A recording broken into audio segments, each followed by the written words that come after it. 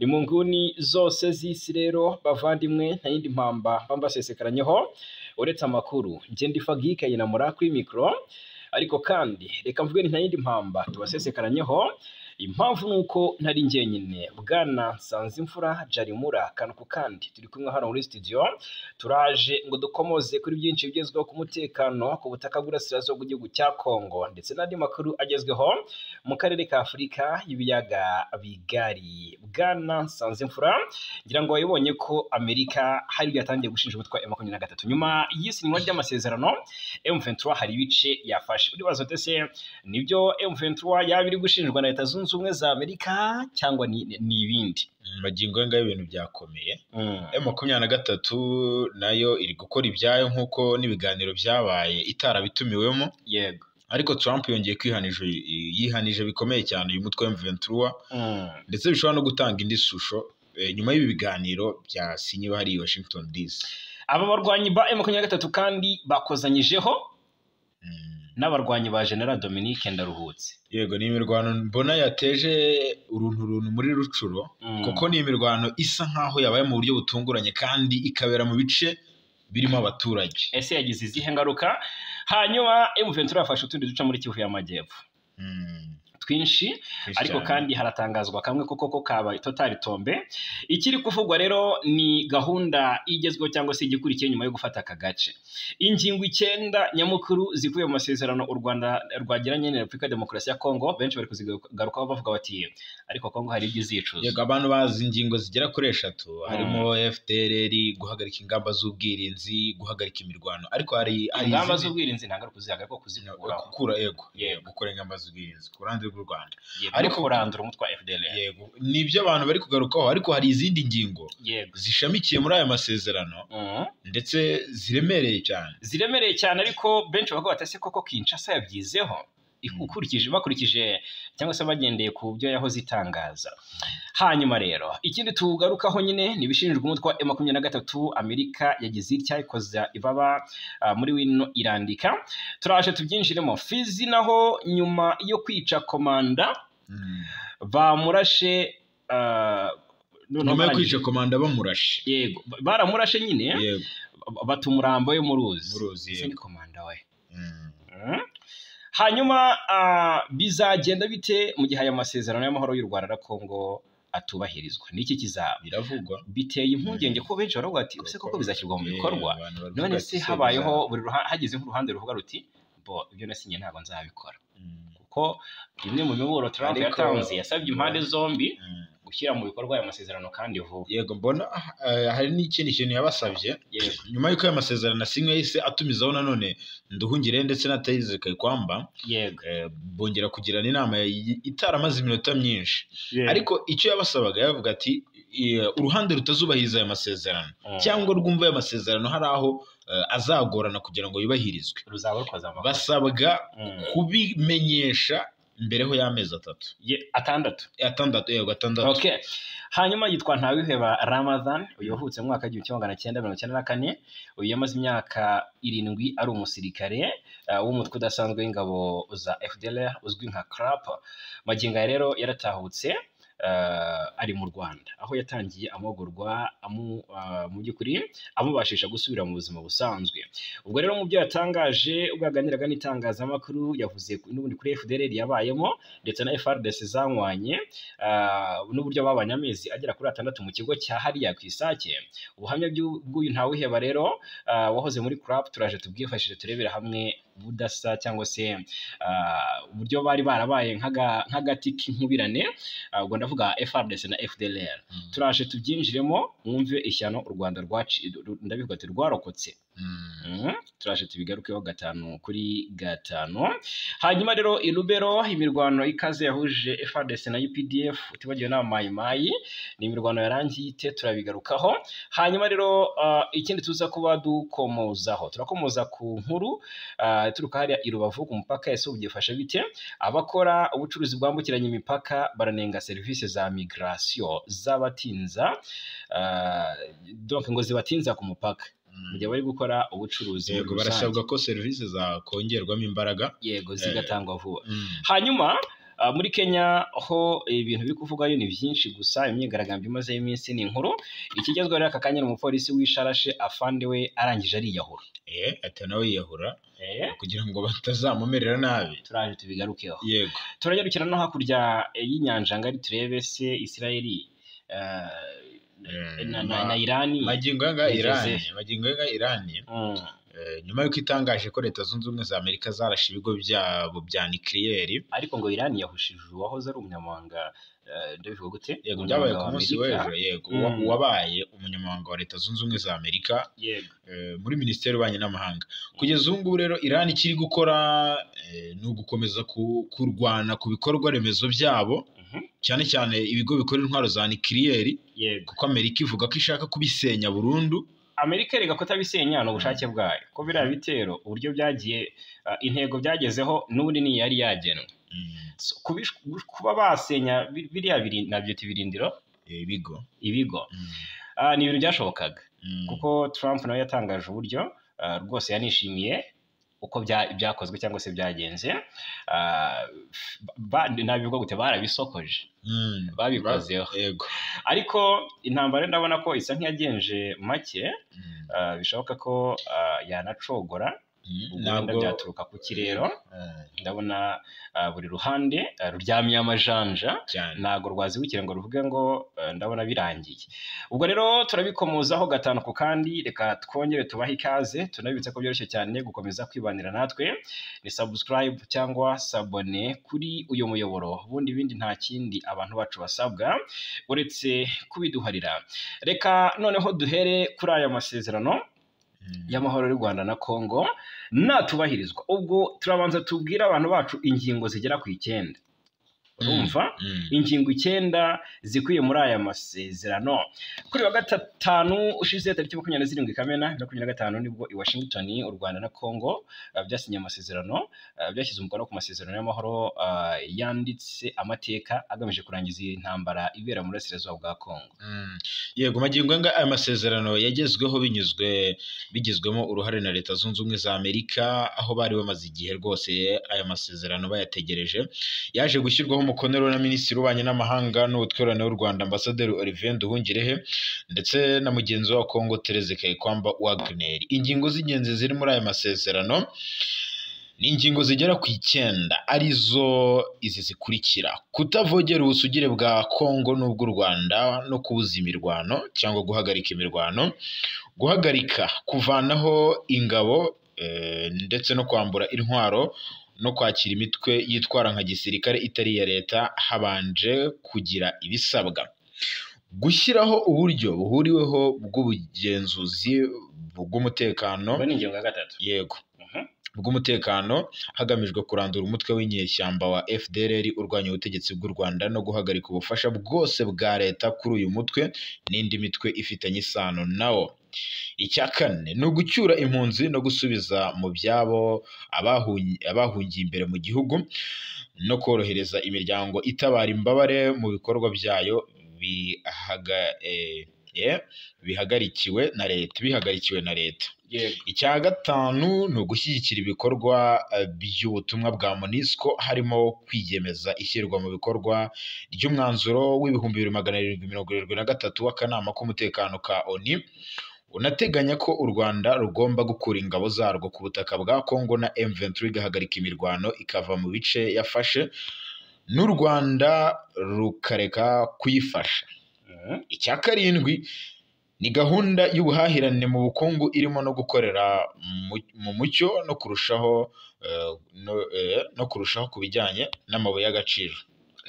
Ubwo rero ishyirwaho ry'akanama k'uburenganzira bw'ishyirwa mu bikorwa ry'amasezerano no gukemura ibibazo bishobora kuvuka kagizwe n'umuhuza wa AU, Qatar ndetse na Amerika.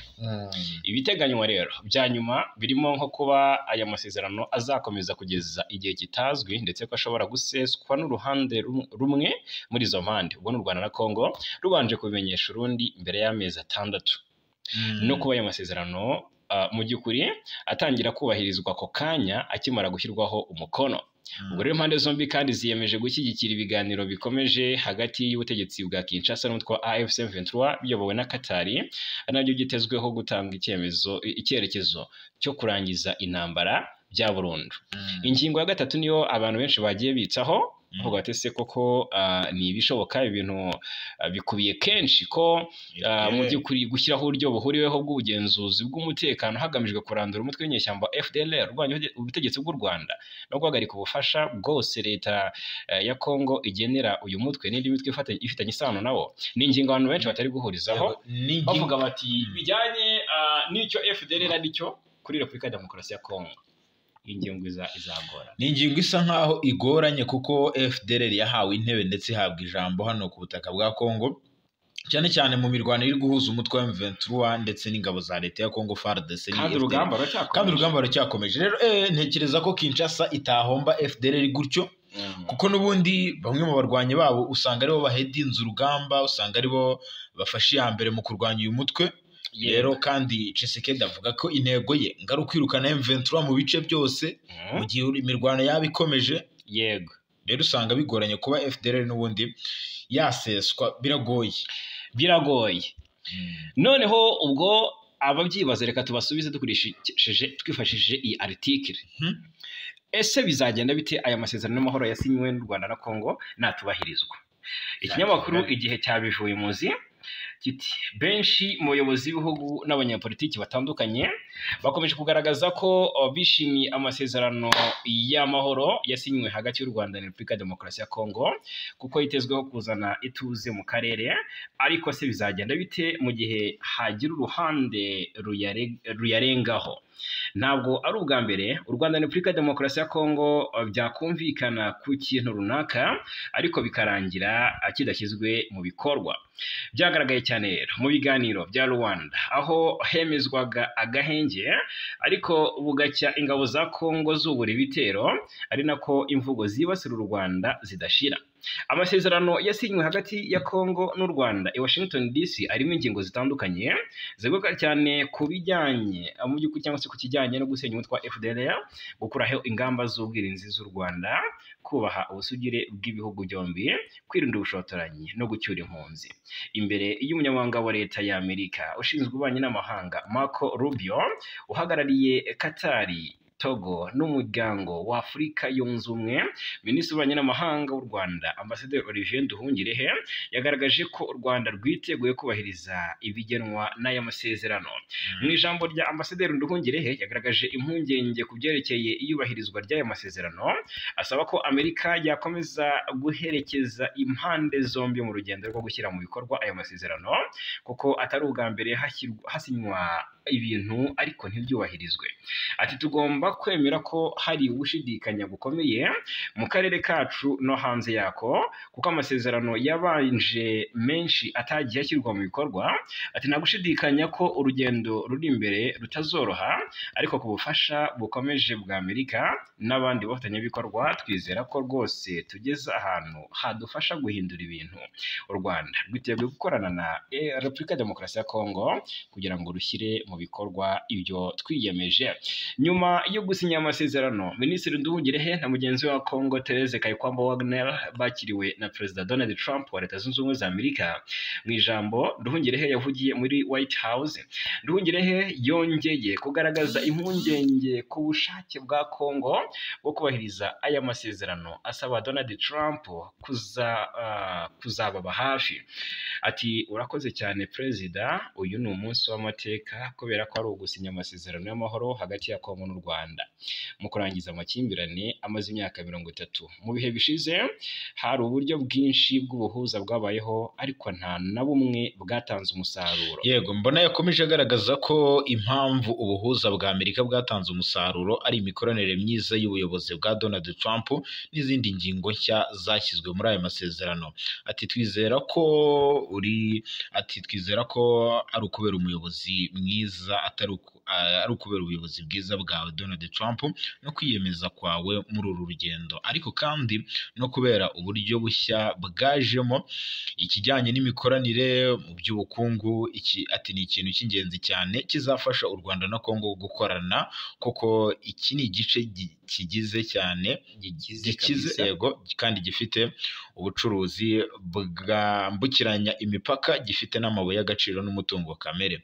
Nduhungire kandi yanashimangiye ko aya masezerano azatanga umusaruro Amerika nikurikirana ishyirwa mu bikorwa ryayo. Ati Amerika nikomeza kuba hafi y'u Rwanda na Congo, twizera ko tuzagera ku mahoro arambye. Ati kandi nk'uko mugenzi wanjye wa Congo yabivuze, ati ni ingenzi cyane ko Amerika ikomeza kwiyemeza, kubera ko uyu munsi twasinye ariko dukeneye gushyira mu bikorwa ibyo twasinye kugira ngo twinjire muri iki cyerekezo gishya. Ati mwavuzeho cy'uburumbuke kugira ngo dusarure inyungu z'ubukungu zishingiye ku mahoro. Kugira ngo iyi gahunda y'imikoranire mu by'ubukungu ishyirwe mu bikorwa, ni ingenzi ko Amerika iherekeza impande zombi mu gushyirwa mu bikorwa kw'ayo masezerano, kubera ko mu bihe byashize twasinye amasezerano menshi. Twizeye ko hamwe n'ubuyobozi bwawe na Amerika tuzagera kuri iyo ntego. Bwana Fagike na Mura, uzi ko hashobora no kuzafatwamo ibihano cyangwa hashobora kuzahabwa ibihano ku ruhande rutazabyubahiriza se? Yego, rutazubahiriza ibikubiye muri aya masezerano. Uretse Minisitiri Nduhungirehe, yego, uri kumva impungenge ku ishyirwa mu bikorwa ry'amasezerano ryanagaragajwe n'abanyamakuru bari bitabiriye umuhango.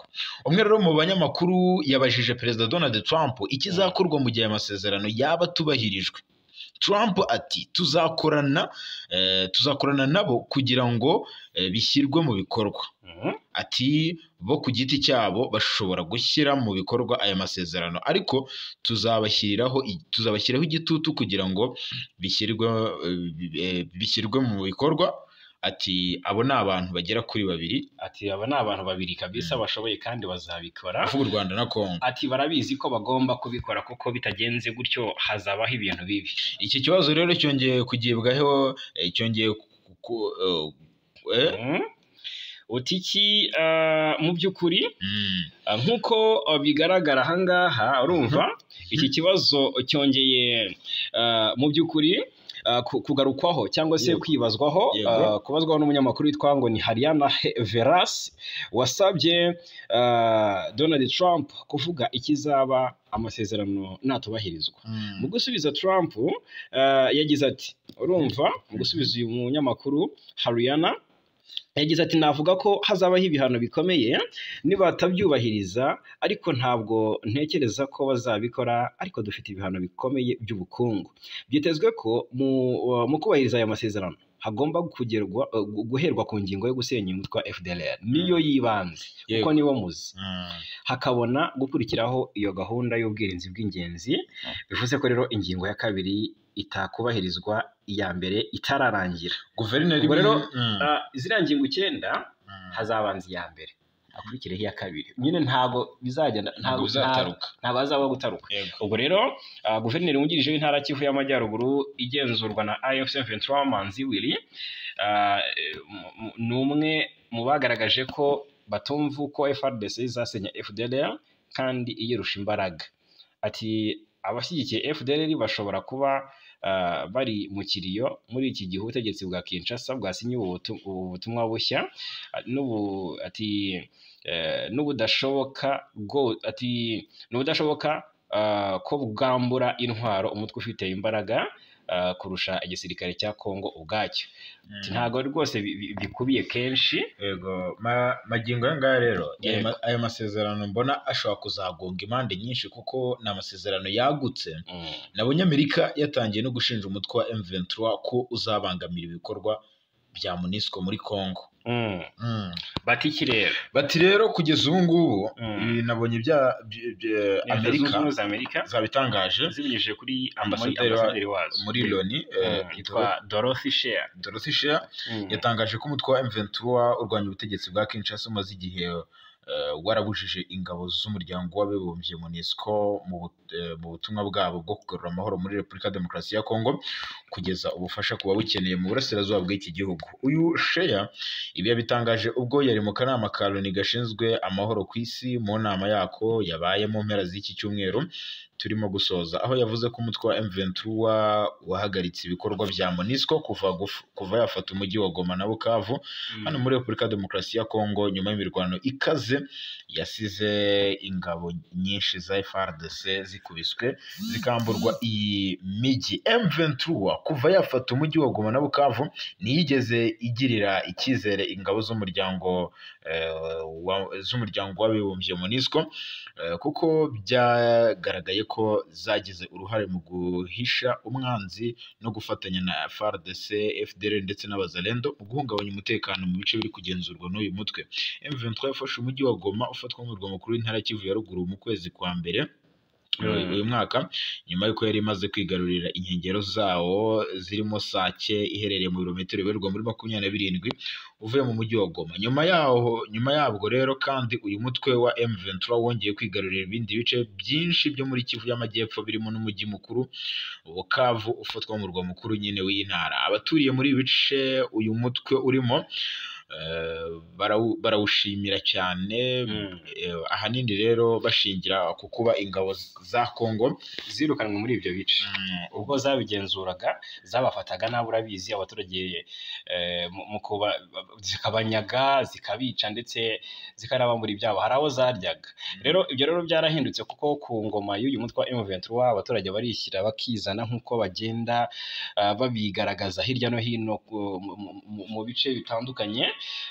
Ubwo rero mu mijyi nka Sake, Goma, Bukavu hose bagaragaza ko mu by'ukuri bashima intambwe bamaze gutera. Tunyuruke ku kigo cy'imirwano utubwire hari agace M23 yaje kuba irasenderamo bikomeye n'imirwano wenda duhereye mu bice bitandukanye imirwano yagiye iberamo. Ariko wenda duhere muri teritwari ya Rubero, ni imirwano ikaze yahuje FARDC ndetse na UPDF, ariko mbere yaho gato M23 muri Kivu y'Amajyepfo yarigaruriye ibice bitandukanye.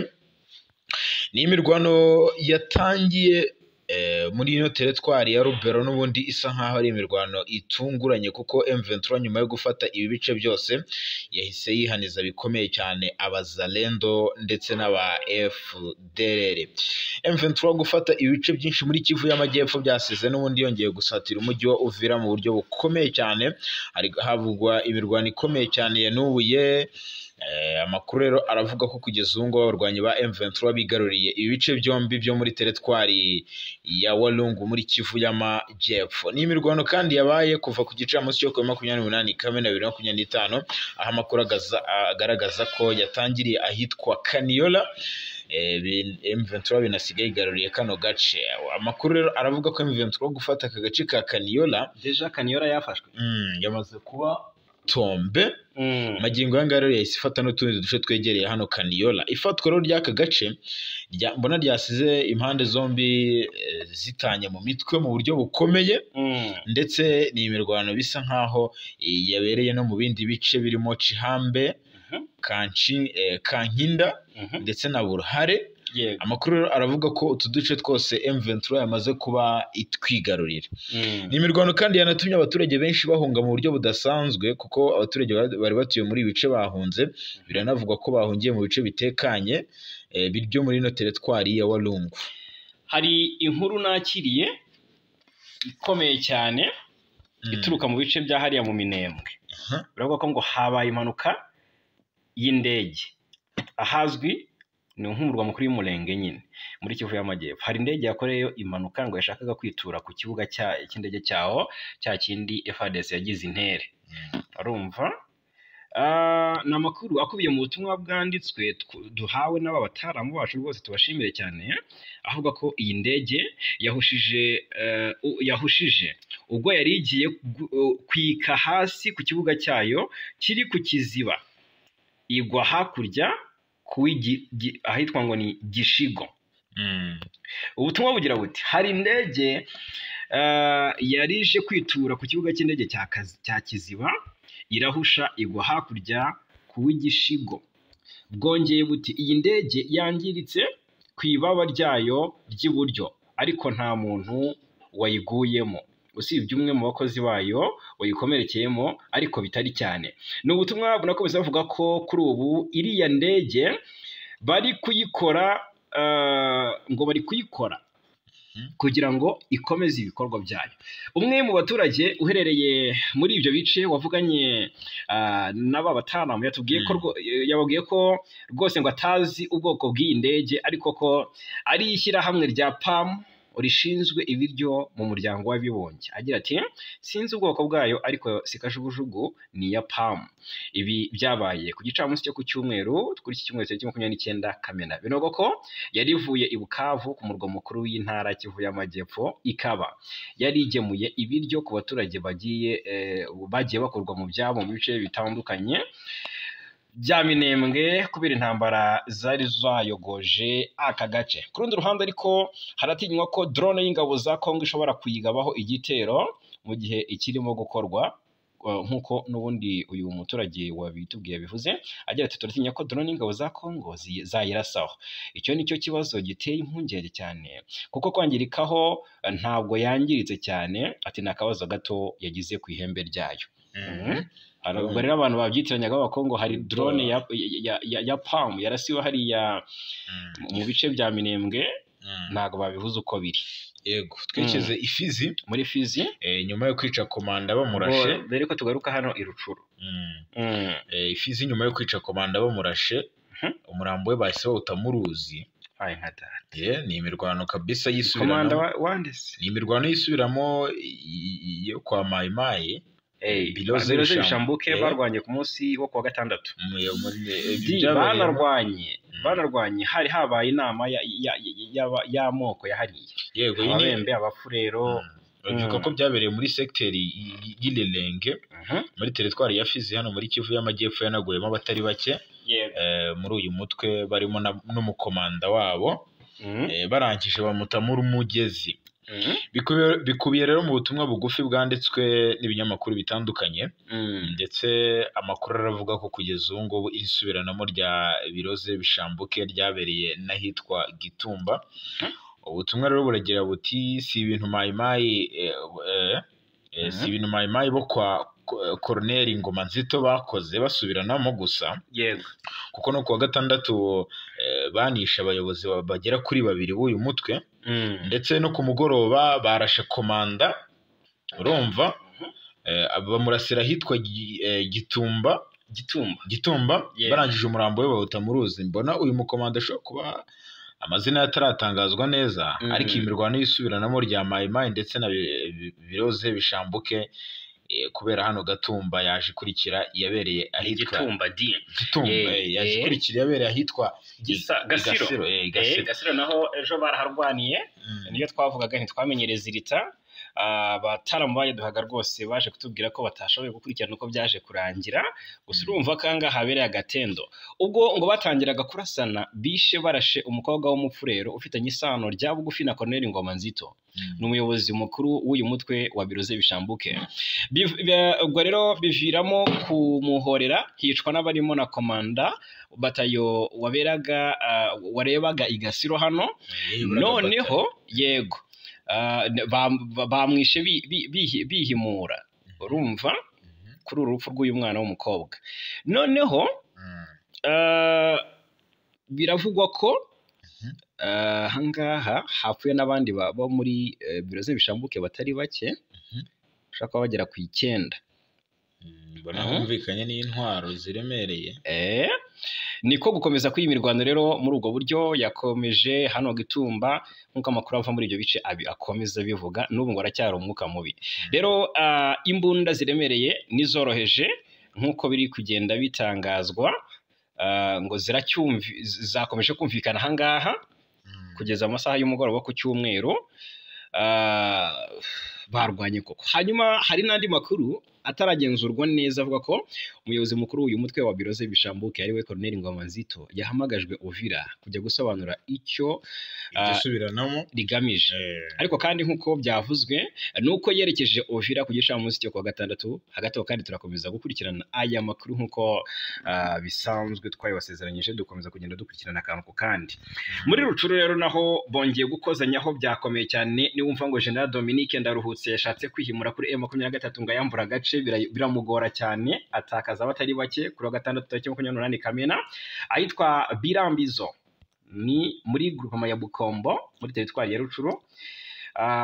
Hiriwe imirwano ikomeye hagati y'inyeshyamba za M23 n'abarwanyi bitwa ngo ni VDP CMC, bona abazarendo muri CMC iyobowe n'uwita General Dominique Ndaruhutse, ariko iripeti usanga rero autoproclame ntabwo aba ari irye. Ni imirwano yo yatangiye kuva ku isaha saa 12 z'igitondo ku munsi w'ejo, aho humvikanaga amasasu menshi y'intwaro ziremereye cyane ndetse n'into mu duce twose nyine twabereyemo imirwano.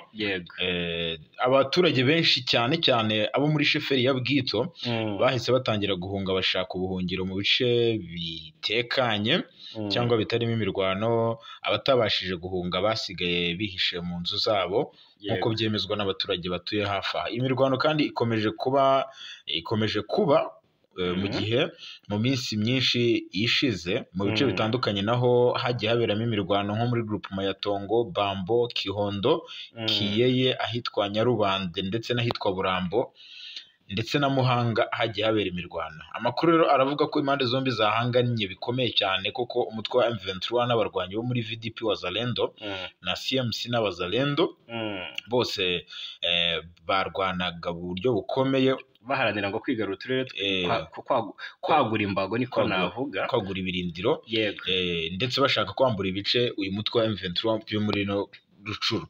Nubwo kugeza ubu ngubu rero hatari hatangazwa umubare runaka cyangwa umubare nyawo w'abantu baguye muri iyi mirwano, gusa amakuru aravuga ko haguye benshi muri iyi mirwano, cyane cyane yabereye ahitwa Kiyeye n'ahitwa Nyanzare, yatumye na benshi bapfa, abandi bava mu mazu yabo barahunga, amazu menshi yaratwitswe andi arasenwa. Amasasu rero menshi yumvikanaga muri bice yateye ubwoba abaturage.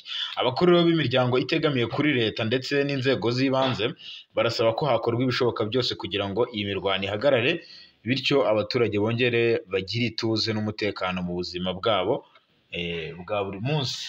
Yego, hanyuma reka turebera hamwe ya FDLR mu by'ukuri hasinywe amasezerano akubiyemo kuyirandura. Wumve ubundi FDLR iyo ariyo ku ruhande rwa guverinoma bayifata bati. Hari uwitwa Ntawiheba Ramadhan afite ibiriye PTD, gusa yabaye muri FDLR, yavutse mu 1994, amara imyaka 7 ari umusirikare wa FDLR. Maginga yaratahutse ari mu Rwanda aho yatangiye amahugurwa amubashisha gusubira mu buzima busanzwe. Rero mu kiganiro cyihariye yagiranye n'ikinyamakuru Igihe yagaragaje ko uwo mutwe yawinjiyemo nyuma yo gutotezwa cyane n'abawugize, nk'amwe mu mayeri bakoreshaga binjiza abakiri bato muri gisirikare. Ati bwa mbere kugira ngo bwa mbere kugira ngo nyigeremo byaturutse ku gutotezwa, kuko wabaga uri umusore ushoboye bakajya bahora bakwikoreza imitwaro yabo buri munsi, wowe ibyo ukora ntibigende neza, bakavuga ko bazatuza ari ukubaye umusirikare. Ati nanjye rero nagize umujinya mpita ninjira igisirikare cyabo gutyo. Rero mu mwaka wa 2017 nibwo yinjiye muri FDLR. Yavuze ko rero yinjiyemo azi ko ari abantu beza bafite imigambi mizima n'ibyo baharanira, ariko ngo nyuma yo kugeramo yasanze barimbitse ingengabitekerezo ya jenoside n'ibikorwa byo guhungabanya umutekano, yiyemeza gutangira gushaka uko yazabacika. Rero yemeza ko akazi kabo ari ukwitoza no kurwana, kandi babwirwaga ko intego ari ugukora ubutegetsi bw'u Rwanda ngo kuko buyobowe n'abatutsi. Ibyo byatumye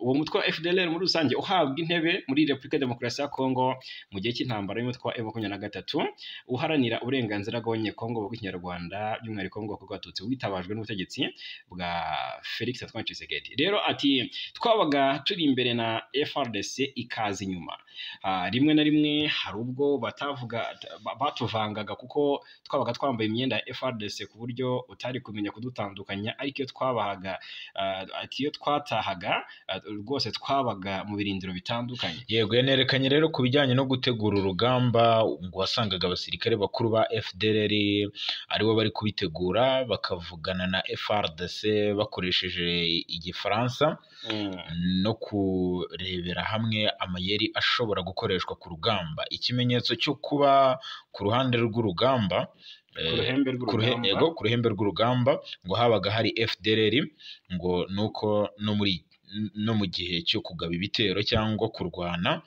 ariyo yabaga iri imbere, abasirikare ba Kongo n'abazalendo bakajya inyuma. Hari nubwo twabibonaga ko ejo bundi bagifite ikibuga cy'indege cya Goma wabonaga aba FDLR crap aribo bakirindaga, ndetse n'uyu bashaka ko ari umwe mu barindaga ikibuga cy'indege cya Goma n'abariya banyaromaniya. Birashoboka rero ibyo kujya ibyo kurya mu gihe cy'urugamba ngo byatangwaga n'igisirikare cya leta ya Kongo FARDC, bigatangirwa hamwe n'ibikoresho bya gisirikare birimo amasasu, imbunda n'imyambaro byahabwaga bose. Hari igihe noneho bamaze amezi 6 FDLR na FARDC bari kumwe mu birindiro.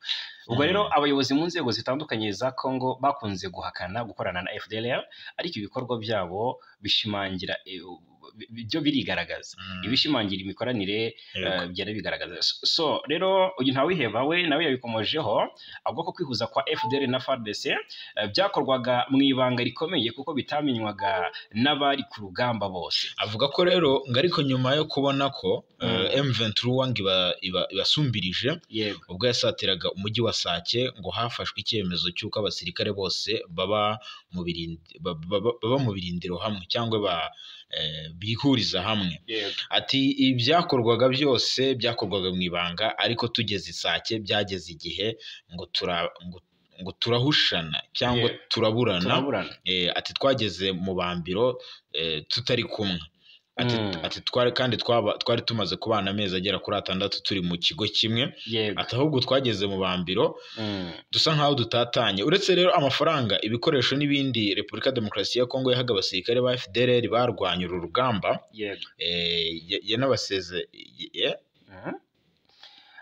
Yanabizezaga ko nyuma yo gutsinda M23 izabafasha gukuraho ubutegetsi bw'u Rwanda. Ni nabyo warubuze koko. Hanyuma none basinye kubarwanya. So hari urugamba rukomeye rwabereye ahitwa kwa Madimba, hano binjira Sake hafi ya Piage. Ahangaha kwa Madimba twajyaga Bwana Moses niwe wajyaga akunda gutotora ama operation yakorerwaga. Intare za Sarambwe zaharasaniraga ahangaha n'abasadeke bari barahagose bakingiye ikibaba. Abacanshuro bari hariya mu mujyi wa Sake rwagati hafi ya Ecole Primaire Pastorale Kadogo. Ugasanga ni nk'umutego wateze M23 kubera ko irwana yirinda ko habaho impfu z'abaturage, bo bakagenda bagashinga ibibunda mu baturage kugira ngo baze kurasa M23 nizi basanga nayirasi ibasubiza biyitirirwe. Rero urugamba rwahangaha uyu Ntawiheba yarukomojeho avuga ko muri Werurwe 2024 M23 yabanje gufata ibice bikikije umujyi wa Sake no muri teritwari ya Masisi ndetse na Goma muri teritwari ya Nyiragongo. Yego, urugamba rwarakomeye rero ubwo M23 asatiraga Sake kuko ngo mu ngabo yari ihanganye nazo hari hamaze kwiyongeramo iz'umuryango wa Afurika y'Amajyepfo SADC n'iziri mu mutwe yohariye w'umuryango w'abibumbye uzwi nka FIB. Ntawiheba rero yerekana ko kwinjira muri Sake kuri M23 byasabye urugamba rw'injyana muntu ngo kandi rwahitanye benshi mu bo bari kumwe, abandi barakomereka bikomeye. Uyu nguyu ni yararokotse. Ati uyu munsi ati kuva uyu munsi sinzabyibagirwa. Ati umunsi nazibagirwa nuwo twarwaniye hano kwa Madimba. Ati twaraharwaniye cyane urugamba rurakara. Ati aho urusasu riri abo gupfa ntibabura, ati inkomere ntizibura, atubwo rero kubona umuntu ahavuye atarakomeretse cyangwa se ngo hasigwe ubuzima nabyo byatumushima Imana. Yabivuganye igihunga, yabivuga ukabona rwose yongeye kwiheba. Yego, yakomeje agira ati M23 ngicyo yaturushije ni ubumwe. Ati bo barateguraga urugamba bagashyira hamwe bakarukorera hamwe. Ati nabo bandi ibyo bintu ngo byari akajagari. Ati aba bacu avuga nyine FDL uburyo ati byari akajagari gusa. Oyo ko kumva basubiranyemo ngo kuki mugiye imbere, ngo kuki ngo nyine byo ntabwo byari byoroshye. Noneho yavuze ko rero ngo kubona abantu bapfa byongeye gutuma agarura ubwenge ubwo gutekereza uko ngo icyo bari guharanira uretse kuba imbata y'abayobozi bakuru ba FDLR nta kindi. So hanyuma rero twihuta cyane kuri gatandatu tariki 28 Kamena habaye imirwano ikomeye yongeye kuba hagati y'ihuriro ry'ingabo za Congo na Uganda, FARDC na APDF. Uribaza niba ari operation Shuja bararwanya ADF se. Rero ngo barwanye n'itsinda rya Mai Mai mu mujyi wa Muhola muri teritwari ya Lubero ni muri Kivu y'Amajyaruguru. Ingabo z'ibihugu byombi zirimo kugerageza kwirukana izi nyeshyamba muri kariya gace aho zishinjwa guhohotera abasivile. Nk'uko amakuru aturuka muri ako gace abitangaza, Bwana Jarimura, ngo ibintu ntibirasobanuka neza. Abaturage benshi bahunze ako gace bashaka ubuhungiro ahantu hafi hari umutekano. Rero bivugwa ko kuri uyu wa gatandatu w'iki cyumweru dusoje, ingabo za Congo FARDC n'iza Uganda UPDF ngo zongeye gutera ibisasu mu mudugudu wa Vulinda ndetse na Ngovole zerekeza ku musozi wa Muhora hagamijwe gusenya inkambi za Mai Mai. Amakuru rero aturuka mu nzego zishinzwe kurengera abaturage aravuga ko amakimbirane hagati y'impande zombi yatumye abaturage benshi bahunga ingo zabo bahungira muri centre Mambira n'ahitwa Muhangi na Vusamba ndetse no kure za Butembo. Amakuru rero aravuga ko kugeza ubu ngubu umuyobozi wa teritwari ya Rubero ngo yanze kwemera ko iyi mirwano yongeye kubura. Yanze kubyemera. Ku wa kane rero tariki 26 Kamena 2025 nibwo iri huriro ry'ingabo za leta ya Congo FARDC n'ingabo za Uganda UPDF bagabye igitero gikomeye cyane ku mutwe wa Mai Mai ikorera mu misozi yahitwa Muhora ndetse no mu muhanda wa Bambwe Musingi. Kuva icyo gihe bivugwa ko imidugudu myinshi yashizemo abantu barahunga. Iki kibazo rero cyateje ingaruka ku biciro cyane by'ibiribwa no ku masoko yo muri kariya gace, cyane mu mujyi wa Butembo. Ushobora kuko buriya Butembo ibona ibiribwa bivuye mu bice kandi biri kuberamo imirwano, ugasanga rero biragorana cyane. Hari n'urwikekwe baribaza batese abatuye hariya aba Mai Mai batangiye gutuma, nk'ubwo urumva aba Mai Mai nibo bagiye barihuza bakora icyitwa Wazalendo kandi batanye n'igisirikare cya Congo. Uruzinduko rwa Muhozi Kinshasa rwasize Muhozi atangaje ko ngo UPDF na FARDC bakajije imikoranire ariko no kurwanya Wazalendo yabikomojeho. Haribazwa niba byatangiye operation zatangiye zigatangira hano i Rubero. Ubwo rero byateje ikibazo. Hanyuma reka turebere hamwe iby'aya makuru. Urebye hano i Rubavu abakora ubucuruzi bwambukiranya imipaka ntago bishimye, baranenga serivisi za migration zibatinza ku mupaka bati kandi igihe nta mafaranga. Bati bamwe mu bakora ubucuruzi bwambukiranya mu karere ka Rubavu baranenga imikorere y'urwego rushinzwe abinjira n'abasohoka migration muri aka karere kubaha serivisi itanoze, bigatuma bakorerwa donc bakerererwa ku mupaka bategereje guteresha. Ubwo ni ibintu bavuga ko bibatera igihombo guteresha amakashe, bavuga ko bibatera igihombo kirimo gukererwa mu kazi, bagasanga ibicuruzwa byabo byangiritse cyangwa se bikibwa kuko byo biba byambutse kare ku magare. Ni mu kiganiro rero umuryango International Alert uherutse kugirana n'abacuruzi bakora ubucuruzi bwambukiranya imipaka, ni muri gahunda y'umushinga wabo witwa Mupaka Shamba Letu. ugamije guteza imbere abagore n'urubyiruko bakora ubucuruzi bwambukiranya imipaka mu karere k'ibiyaga bigari. Abacuruzi bo bagaragaje ko ikibazo cyo gutinda ku mupaka ngo ari ikibazo gikomeye cyane, ngo bategereje gutererwaho kashi ndetse no kubuza kwagura bimwe mu bicuruzwa batacururije ngo birimo amafi ndetse n'ikibazo cya network zibura mu gihe cyo kwishyura imisoro ku biro bya Rwanda Revenue. Ni ukuvuga ngo ahangaha baragaye ibintu bitandukanye. Urumva ikibazo cyo gutinda ku mipaka nicyo batindaho cyane, bategereje gutererwa kashi, kubera ko hari nk'ibicuruzwa baba bafite nk'ayo mafi biba biri bupfe iyo bari bumva, noneho iyo babishuruje ntibishire bipfa kurushaho. Ndetse ikibazo cya network zibura mu gihe cyo kwishyura imisoro ku biro bya Rwanda Revenue nacyo ni ikibazo basaba ko gikorwaho. Ubwo rero nibyo basaba ngo bikosorwe. Ubwo rero ikibazo batinzeho ni iki? Ikibazo batinzeho gihuriweho rero na bose, ngo n'icyuko nyine ngo kubona urupapuro rw'inzira rwa CPGL giteganyijwe ari iminsi 3, gitegerezwa iminsi 3. Ubundi basanzwe babizi ko byibuze iminsi 3 bagomba kuba bakibonye, ariko nanone ngo hakaba nubwo bamara icyumweru kirenga basiragira ku biro by'akarere ka Rubavu batarabona urwo rupapuro. So mu gihe narwo rero ubwo ku bantu bambuka buri munsi rudashobora no kumara ngo rudashobora no kumara n'ukwezi kumwe, nubwo rufite igihe cy'umwaka kuko ruhita ngo rwuzura ako kanya. Yego, bavuga ko urumva bafite imbogamizi nyinshi. Mbona bavuga ko rero ngo niyo ugiye kureba ku karere iki gipapuro ngo wirirwa wicaye utegereje utegereje ko bagusoma, ngo bumwe rero hari n'igihe ngo utaha nta n'urwo ucyuye urwo rupapuro. Yego, ngo bikazagusaba kongera gusubirayo ku wundi munsi. Ubwo rero urumva ko bigoye, dore ko rero ngo babitanga ku wa mbere, ku wa gatatu no ku wa gatanu, ni iminsi 3 gusa mu cyumweru.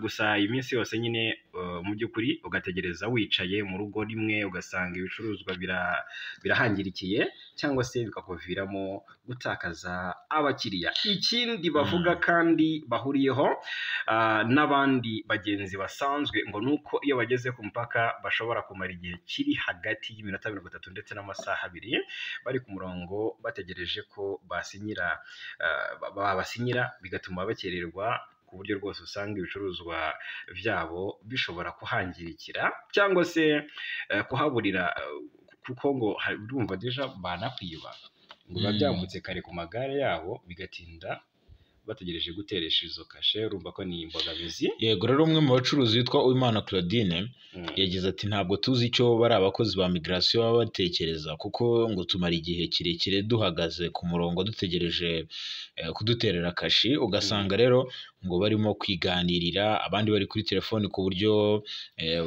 butinda, no harimo n'uburangare. N'uwitwa Kamari Claude n'umwe mu bagenzi ukunda kwambukiranya imipaka, muto wa Petite Barriere, nawe avuga ko kugeza ubu ngubu ngo ni ukuri ngo hariya hantu ngo turahakererwa cyane, ngo haba mu kugenda tujya muri Kongo ndetse no kugaruka hose usanga hari imirongo miremire, tukibaza ikibazo kibitera bikatuyobera. Mu gihe ku ruhande rwa Kongo usanga nta mirongo ihari, tukibaza ese ntabwo migration yo mu Rwanda ikora kimwe n'iyo muri Kongo? Muri ibi biganiro rero umuyobozi w'ishami ry'ishoramari n'umuriro mu karere ka Rubavu Mwiseneza Emmanuel yavuze ko ikibazo cyo gutinda kubona icyangombwa cya CPGL kizwi, ariko ko hateganyijwe kuza mu by'ukuri abandi bakozi bunganira bahari kugira ngo bafashe umuntu ushaka icyangombwa kukibona vuba. Naho ku bijyanye rero no gutinda ku mipaka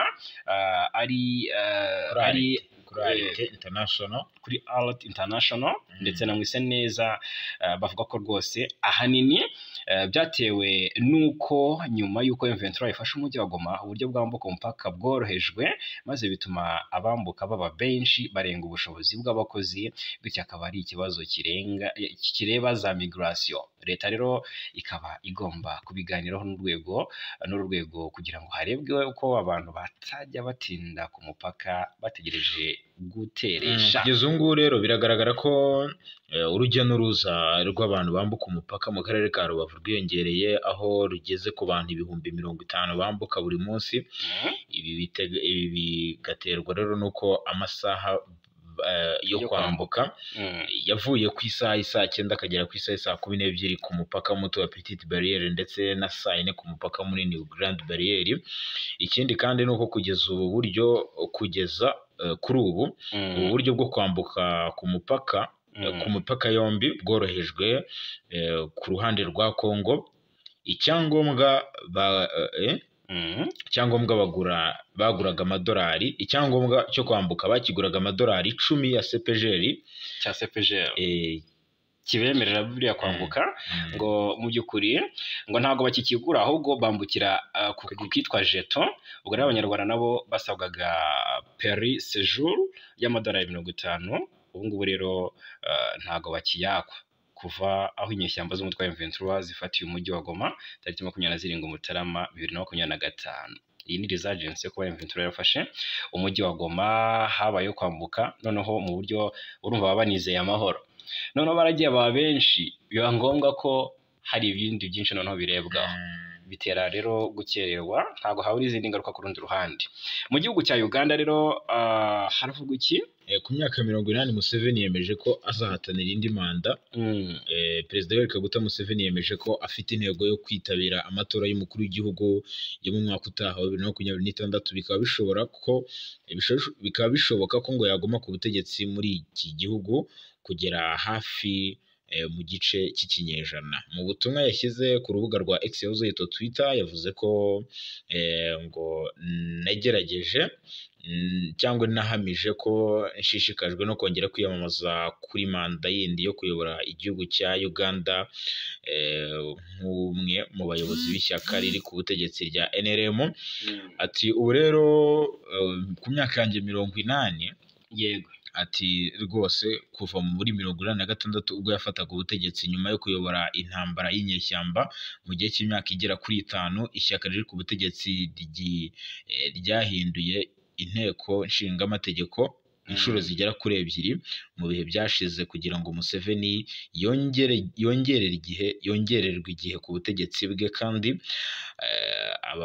abaharanira uburenganzira bw'ikiremwamuntu bamushinjije gukoresha inzego z'umutekano kugira ngo agume ku butegetsi. Museveni yavuze ko ashaka kongera gutorwa kugira ngo igihugu kigere ku bukungu bwa miliyari 500 z'amadolari y'Amerika mu myaka 5 iri imbere. Ni mu gihe Minisiteri y'Imari yo ivuga ko muri iki gihe GDP ya Uganda ibarirwa muri miliyari 66 z'amadolari y'Amerika. Tugana ku musozo rero tunyarukiye mu gihugu cya Kenya.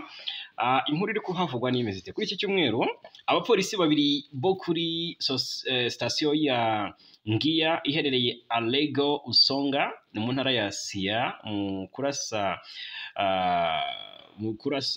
bapfuye nyuma y'aho umupolisi arashe umukuriye mbere yo kwiyahura, nubwo hari n'abavuga ko nawe yarashwe na bagenzi be. Polisi yavuze ko umupolisi yabanje gusanga umukuriye iwe mu nzu maze amurasa amwegereye akoresheje imbunda ye yo mu bwoko bwa G3, nyuma nawe aza gupfa yiyahuye. Ababyiboneye cyangwa se ababibonye bavuga ko uwagabye igitero uzwi ku izina rya ngo ni Comptable Martin Mwendwa yagiye kwa mugenzi we umukuriye mu masaha 12 za mu gitondo yitwaje imbunda ya G3. Ibi rero byaje nyuma yo kumena urugi kugira ngo yinjire, agahita arasa Koporo Shesise mu gatuza amukubita hasi. Urumva yamurashiye kubita hasi kuko yamurashiye mu gatuza ndetse no kubiganza inshuro zirenga 5. Nyinshi. Nyuma rero yo gukora ibi yahise yiruka yerekeza mu ishuri ryisumbuye ry'abakobwa rya Ngia, agenda arasa mu kirere nk'uko inkuru ikomeza ibivuga. Polisi rero yavuze ko ubwo yari iri ku irembo ry'iri shuri ngo nawe yirashe agahita apfa. Abandi batangabuhamya bavuga ko bavuze ko umupolisi nawe yarashe bagenzi be mu kurasana rero kwabereye imbere y'iri rembo ry'iri shuri. Ibi ngo byabaye nyuma y'uko bagenzi be batabaye nyuma yo kumvura urusaku rw'amasasu. Yego, impamvu rero y'ubwo wicanyi ubu iracyakurikiranwa mu gihe imirambo yombi yimuriwe mu biruhukiro bw'ibitaro by'intara ya Sia ngo ikorerwe ibizamini byo kwa muganga. Ibyabaye byateje akajagari mu mudugudu abantu benshi bateraniraho byabereye.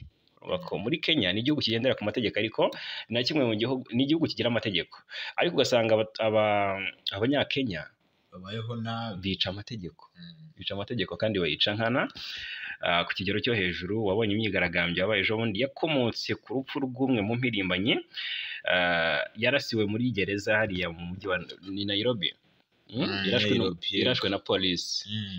Hamaze iminsi hari imyigaragambyo karundura yagaragayemo n'abahanzi n'abandi basitari batandukanye barimo ba Nameless n'abandi. So rero bigaragare ko muri Kenya udutendo kwa ruto ntitubura, ntabwo byoroshye. Reka tubashimire cyane.